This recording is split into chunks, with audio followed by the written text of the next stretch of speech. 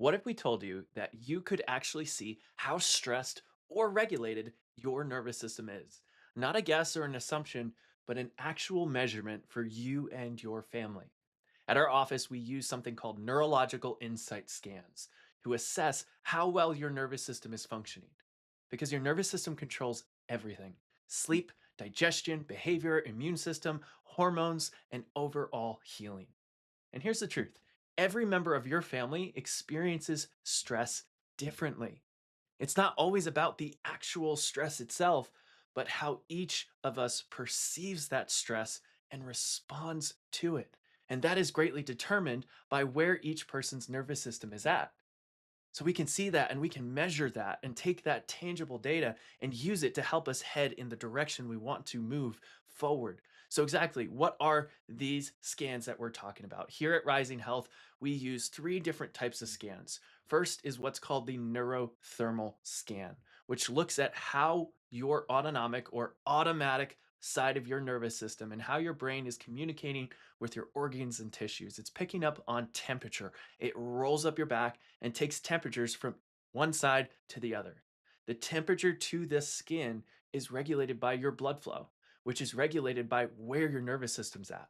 If your nervous system's in a more fight or flight state, we may see less temperature. If it's more in acute response, we may see more temperature. What we want to see is balance. What we're looking for with this scan is symmetry.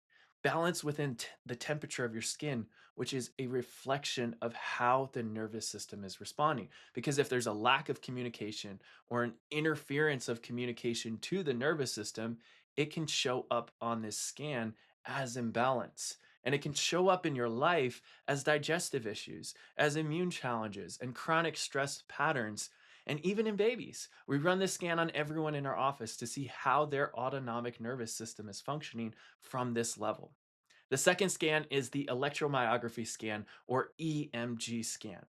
This is an energy scan. It picks up on the tone, quite literally the micro voltage of energy that your nervous system is coordinating to the muscles which parallel the spinal cord. In other words, it measures how much tension and stress are held in your neuromuscular system and where you're holding all of that energy, right? If we're stressed out, we're wearing our shoulders like earrings. If we're a toddler and our system can't look to the left or right, our system might be stuck in certain areas. This is what that's picking up on. It also shows us how your body is communicating back to the brain and nervous system. Is it calm, good, nourishing input from the body? Or is it stressful and continuing to feed the stress response? The pattern of energy distribution matters most here. Ideally, we want to see it's like a pear shaped pattern, which shows calmer energy up top and more energy held within the midsection or the core. But when we're exhausted, we have less energy in our core. We see fatigue within the adrenals and usually more stress and tension up top in other areas. And this is a big one for kids with sensory struggles, with ADHD. They'll have higher tension and energy. Their system is communicating more noise to the nervous system. And we see it often affect sensory and behavioral challenges in kids. It can affect fertility and hormonal struggles in adults, and chronic tightness, headaches, and burnout in parents. That's the second scan. And the third scan is heart rate variability, or sometimes called HRV. It's not really a heart rate test, but more of a stress test. It picks up on the heart rate and rhythm and tells us how well your nervous system can adapt, regulate, and shift between stress and calm, or the gas pedal and the brake pedal of the nervous system. In general, a low HRV shows the nervous system is struggling or stuck in survival mode. And a high HRV shows a nervous system that's flexible, resilient, and healing.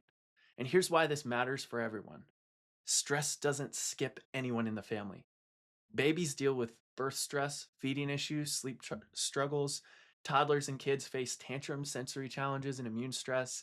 Teenagers with anxiety, overwhelm, emotional regulation, academic pressure.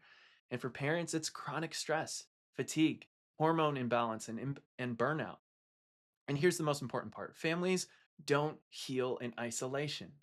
When one nervous system is dysregulated, it impacts the whole household. But when everyone is regulated, the home feels calmer, kids regulate easier, parents have more capacity, and the entire nervous system of the family starts to thrive. So if you've been wondering where to start, start with clarity. Get your entire family scanned and finally see what's really going on beneath the surface. Because when the whole family's nervous system is supported, that's when true healing happens.